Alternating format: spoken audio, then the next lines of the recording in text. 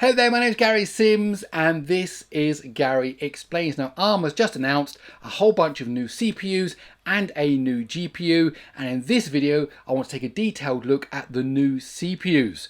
So if you want to find out more, please let me explain.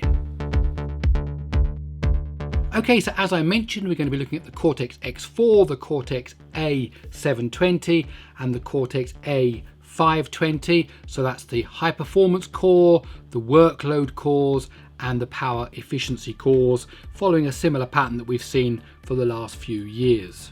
So talking of the last few years, here we can see a chart of how things have gone. So we had the original Cortex-X1 a couple of years ago now. That was coupled with the A78 and the A55. That was an Armv8 architecture design. Then we jumped up to Armv9 for the Cortex-X2 and the Cortex-X3, which came normally with the Cortex-A710 and the A715 and the A520. We had a couple of years of that, and now here we are in the fourth year of the Cortex-X custom program. We've got the Cortex-X4, the A720 and the A520, and of course it's the most powerful set of CPUs that Arm have produced to date and the most power efficient, and these are on Armv9.2. Now that's important because it means that these three can only go together, because you can't mix and match between Armv9 and Armv9.2 or Armv8. Why? Because if a program was running on one core that was using a feature of Armv9.2 and then it gets migrated to a lower core, and that lower core is Armv8 or Armv9, it's not going to run and it will just crash and say, hey, I can't run this program, I don't know what this is. So you have to group them all together so they are compatible and things can switch seamlessly between them. And on that note, it's worth mentioning that all of these are 64-bit only cores. So there's no 32-bit variant, no support for 32-bit code. That's absolutely fine. Do see my video here on this channel called 32 bits is dead. It's been a long time in the coming, and here we are now, no 32-bit available at all. So talking of Arm 9.2, what does it mean? Well, we've got new things, of course, in Arm 9, including SVE2 and some stuff for helping with debugging and memory protection, MTE, and pointer authentication. And then in Arm 9.1, which we didn't see a processor from Arm using this, there are some other things here, including virtualization enhancements. And then when we get to Arm 9.2, we've got the new Qama 3. Now, this is pointer authentication. Basically, it's quicker, so that you can still get the same pointer authentication, but it's easier to implement, happens quicker, less impact on the runtime. There's some floating point enhancements and so on. So we're up to Arm 9.2. Okay, so let's start with the Cortex-X4, the big beast, the leader of the pack. And so we can see here that this is an improvement over last year's. A few things noticed. Yes, Arm 9.2, v9.2 we just talked about. You can now have up to 2 megabytes per core L2 cache, so that's a doubling, I think, compared to last time around. So that'll be interesting to see if any of the SoC makers, Qualcomm, Samsung and so on, MediaTek, whether they will actually go for this option to boost the performance. And then overall, you're going to get a 15% performance boost compared to an Android flagship of this year. So that's double-digit performance increase. And the actual thing is, it's compared to a Cortex-X3 Android flagship device shipping as of March 2023. They're probably talking about, a Samsung Galaxy flagship phone there. And then comparing that to a phone with a Cortex-X4, which of course doesn't exist, but Arm know what the performance numbers are, with those 2 megabytes of L2 cache that I spoke about, 8 megabytes of L3 cache, and running at a slightly higher clock frequency of 3.4 gigahertz, you're going to get that 15% performance boost. We'll see what configuration that we see here, what actually that turns out to be in actual devices at the end of this year, and of course shipping in the beginning of next year. That'll be interesting to see what the Arm's partners have actually chosen to do. But note here, a fourth consecutive year of Cortex-X double-digit performance gains. If you go back to the X1, there's a lot of performance gains that we've had over the years. So some interesting things this year in the design of the microarchitecture. That's how they actually implement it. And this is specific for the Cortex-X4. The Arm engineers have spent a lot of time working on the instruction fetch for this year. The idea, of course, if you've got a very fast CPU, you want to make sure the instructions are there for it to execute. So they've redesigned the fetch delivery system. They've optimized it for real workloads and for benchmarks, because not only do they run a benchmark on it, they run some real workloads. Look at the instructions that are used, look at the kind of order they come in, the kind of shapes they have when they come in, and then the design, the patterns that they come in, and then work out the best way to deal with that real world mix of instructions. And there have been the instruction cache has been improved, both in terms of bandwidth and the instruction fusion. And if you notice here, there's 10 instances in the instruction cache. We'll talk more about that in a moment. So if you look here in the Cortex-X3, it was 6 instructions could come out of the instruction cache, 8 come out of the MOP, and the overall pipeline was either 11 cycles if it came out of the instruction cache, 9 if it came out of the MOP. Now that's changed completely, all just a 10 and 10 for the Cortex-X4. They've combined, the MOP is still there, the MOP cache is still there, the instruction cache is still there. They've combined it so the actual delivery system for the instruction fetch has been improved. So it's just 10 cycles, 10 instructions, 10 cycles in both phases. That makes that much more better. So you've got faster pipeline recovery, for example, because there's now 10 cycles rather than 11 if there's been a a misprediction, something like that. Great for IPC workloads. And also they've improved to the state of the art the branch predictors to improve the accuracy, and we can see here the better accuracy for the number of instructions, 1,000 instructions.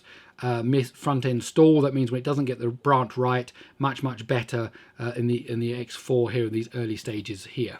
Now this is still an out of order core. That means it doesn't have to execute the instructions in the order that they come out in the program. It can work out whether things can happen in parallel, if they can happen out of order. And to help boost the performance there are now 8 ALUs, arithmetic logic units, compared to 6 in the X3, 3 branch units compared to 2, and then there is now it turned out that the floating point divide or a square root instruction was not part of the pipeline. That basically meant that if that came in, the pipeline just had to be stalled until the instruction got to the end. It was never dissected and done in parallel with everything else, because it's not done that often.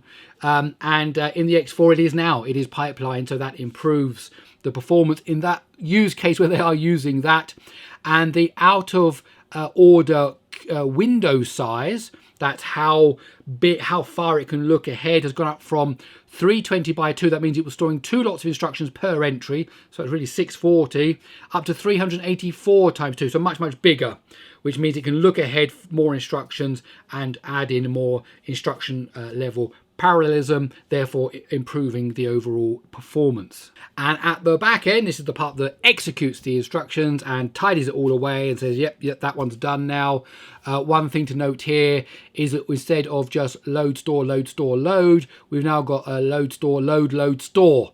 These are the units that can actually do the actual things, and they found that combination is better, and that makes life and that makes performance greater, and support for that larger L2 cache and the improvement in the microarchitecture to take note of that. Okay, so that was the X4, exciting stuff. Now let's go on to the A720. Let's see what they've done here. So this is the workload kind of middle core for running, you're just the backbone of the device really, when you don't want just things running on the efficiency cores. You need a bit of performance, but not going to that max performance that you get in the X4. And there will be maybe 3, maybe 4, maybe 5 of these in an upcoming SoC. We'll talk more about that in a minute. We'll see what combination Arm's partners use for this. So the design philosophy for the A700 series, that's the A710, A715, now the A720, is to have that middle core performance, leading power efficiency, but also with good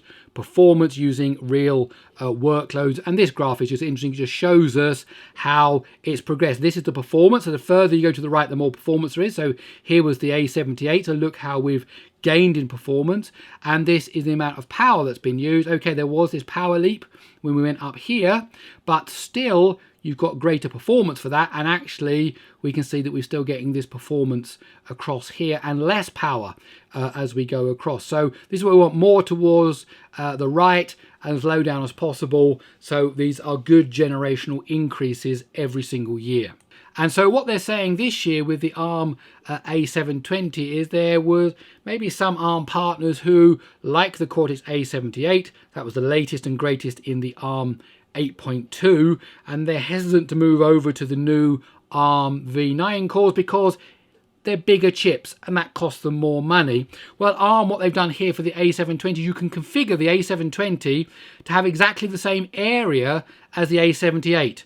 And do that by changing the caches. There are other things you could tweak. Maybe, for example, the out of order window size, because that takes, you know, some internal structures to fiddle with that. There are other parameters maybe they can fiddle with, so you can actually bring it down in size. So actually it's the same size as the Cortex-A78, so in terms of production costs, same size of silicon.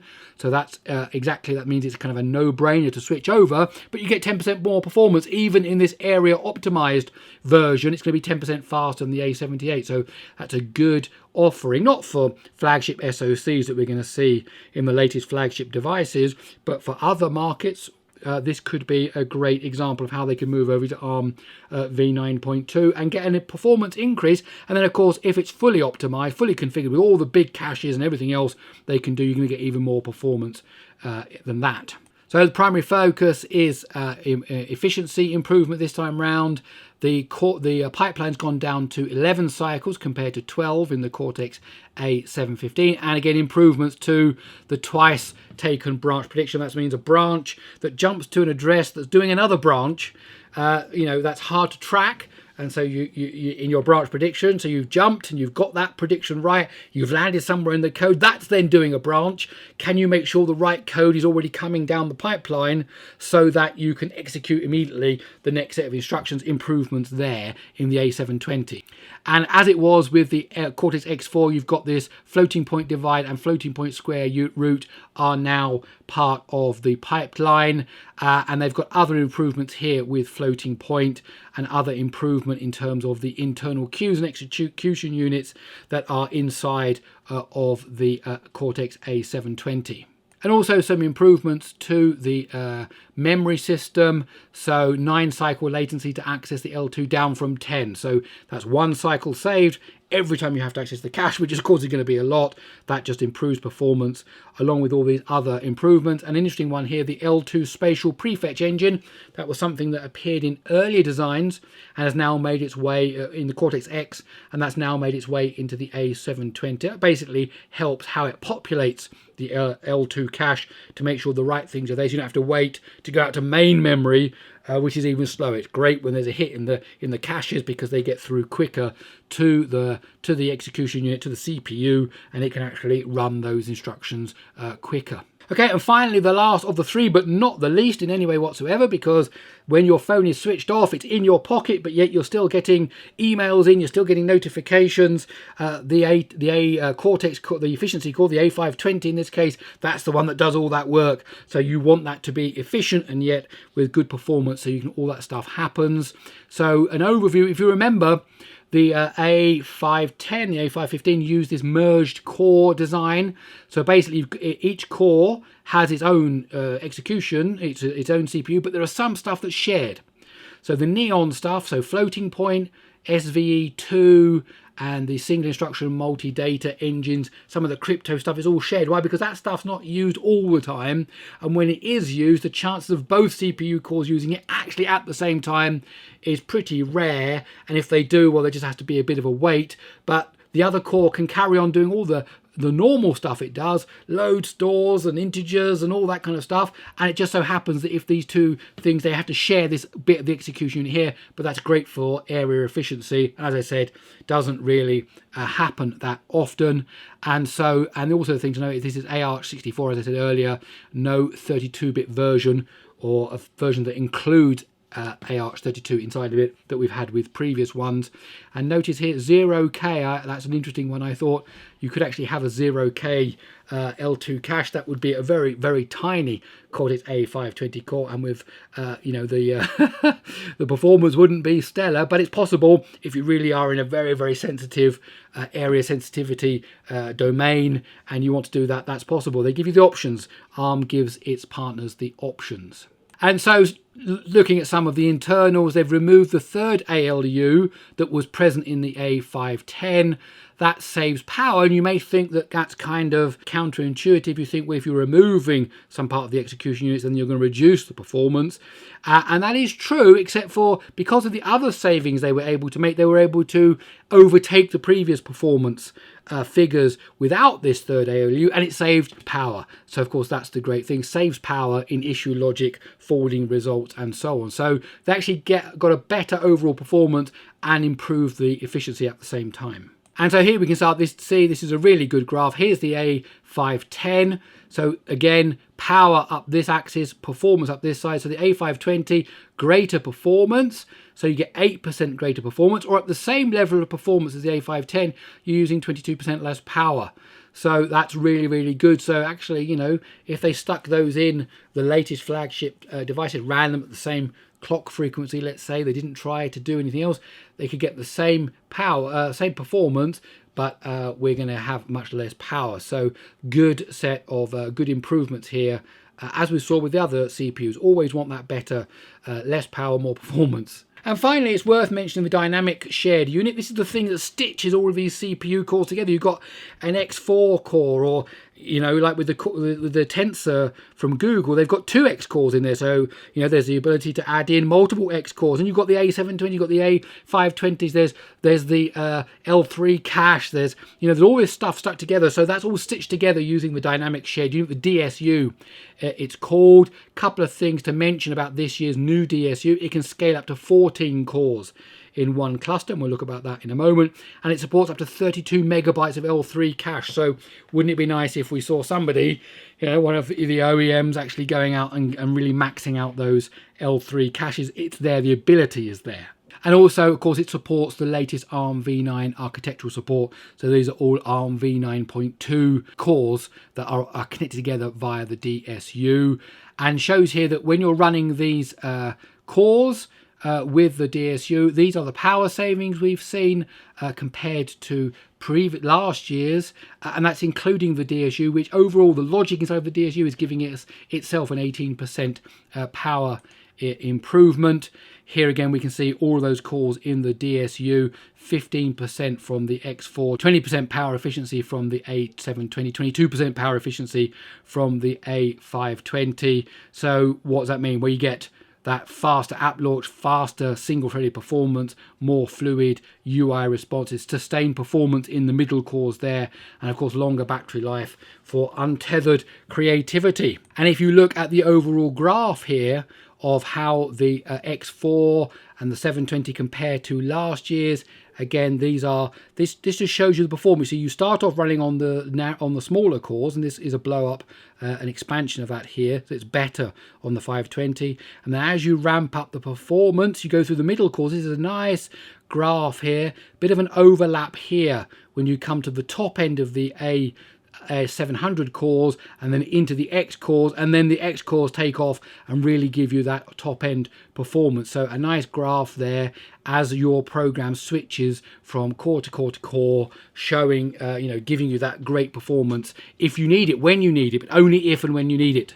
And I said we'd talk about some of those core configurations. Well, this is what the DSU supports and more. This is just some examples. So of course you could just have one Cortex-A520 core on its own with some L3 cache, no L2 cache if you wanted, really, really small, for a very specific type of application, not in a smartphone, but there are lots of course other places that use microprocessors.